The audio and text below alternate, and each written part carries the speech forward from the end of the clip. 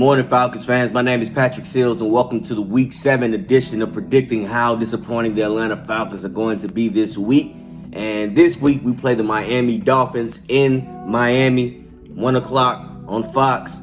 And I predicted in my prediction video before the season started that we're going to beat the Miami Dolphins. And I'm not going to lie, this is going to be not that long of a video. It's going to be kind of short because I think I covered everything leading up to this point in the bye week edition of the Atlanta Falcons disappointment video. So this video is just going to be touching the bases on how I think the Atlanta Falcons are going to do, what I think the Miami Dolphins are going to do. And basically, I think it's all going to come down to Tua. Tua being a mobile quarterback, he's going to be our biggest problem of the season, which is always going to be a big problem for the Atlanta Falcons is mobile quarterbacks because we cannot stop a mobile quarterback. I hope to God that Tua doesn't run for 200 yards and pass for 300. And if we can stop that from happening, the Atlanta Falcons have a very good chance of beating the Miami Dolphins. I don't think we will get into a shootout with the Miami Dolphins. If anything, it might be a defensive struggle. That's right. I know it. But the Atlanta Falcons, they might show up in Miami and play defense and put up some good numbers, man. They might have a back and forth defensive game with a lot of turnovers, a lot of 3 and outs, which to me is fine. You know what I mean? To me, that is perfectly fine. A good struggle defensive game. Every inch counts. Every big move, every mistake counts. And I like those types of games. And I think that we're going to get into that type of game this week being in a shootout because our offense, the Atlanta Falcons offense isn't the same offense that we've seen, of course, in 2018, 2017. Our offense is taking a big step back. And it's going to take some time for it to get fully gelled together. Like I said in my prediction video, we'll be 5 games into the season and Kyle Pitts will be done had some time to acclimate himself to the NFL level. And he has done that. His previous game, he broke out, had a touchdown, and went over 100 yards and had 9 receptions. And this week, I think if the Falcons center our offense around him and try and get him the ball first as a primary target, and then progress to Calvin Ridley, Hayden Hurst, and Russell Gage, and so forth, we might be able to move the ball down the field. Matt Ryan might be able to find open receivers, and we'll do good this game. Our offensive line has taken steps forward. They didn't allow any sacks in London, so that is a huge plus. I'm always glad of that. Matt Ryan had a clean pocket. He was able to sling the ball all over the place, which is an amazing thing to watch. Now, I think our offense, they might have a little bit of a struggle with the Miami Dolphins defensive line. I think the defensive line for the Miami Dolphins will be our biggest roadblock this game on the defensive side for the Miami Dolphins, and Tua being on the offensive side. I think our offense has to watch out for the blitz, protect Matt Ryan, Jalen Mayfield. He stepped up in the past week, and Arthur Smith has gone to bat for him, saying that he just needs time. And Arthur Smith was right. That first game was a fluke. He played an anomaly game.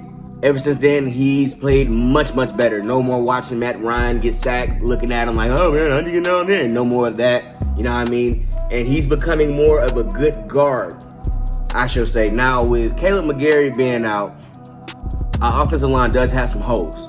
So, like I said, our offensive line, it might face a big difficult test this week. A new front 5 having to learn how to work together as a unit. It might cause some problems with audibles, picking up blitzes, and just protecting Matt Ryan. So don't be surprised to see Matt Ryan get sacked at least 2 or 3 times this week. I hope he stays healthy. I hope he doesn't get sacked that much, but don't be surprised if you see him on the ground quite a bit and you see me throwing my hat. Now, I'm going to say on a scale of 1 to 10, my disappointment level will be at a 6 because I predict us to win this game. But the Falcons being who they are, there's a very strong chance that the Dolphins beat us or the Falcons blow a lead. I know today is Friday. Just yesterday, the Braves just lost to the Dodgers, and we here in Atlanta, we're going through those spells right now. That's right. The series at 3-2, and we're all going through this spell right now. We just look very sad. We're we're not funeral depressed at the moment, not yet. We're not funeral depressed, but we're like at the point when you're going to go see a loved one at a hospital who's not looking too good. You know what I mean? Even though we're up 3-2 and we just need one more game to close it out, that's how everybody in Atlanta is, because we know, man, we live here. We know what it's like to be an Atlanta fan. You are a fan of any team in the Georgia-Atlanta area. You know not to get your hopes up until the game is over. And with this game, the Atlanta Falcons, I'm going to say it's going to be a 6. I pray that the Falcons do not collapse or choke any leads, because my mental health cannot take it. I don't want my blood pressure to be up at the 200s, because that's just not healthy. You get what I'm saying? That is not healthy. So the Atlanta Falcons need to pull this W out, beat teams we're supposed to beat. That's the biggest thing to me. Beat teams you're supposed to beat and battle hard against teams you're supposed to lose against. Because there's no bigger statement than beating teams that you're supposed to beat. It says a lot about your team, your identity, and going forward, how people can judge you. And Miami Dolphins is a team that the Atlanta Falcons should beat, can beat. Again, the Atlanta Falcons should beat the Miami Dolphins, and they can beat the Miami Dolphins. Will the Atlanta Falcons beat the Miami Dolphins, or will the Atlanta Falcons beat themselves? Who knows? Now, I'm gonna pick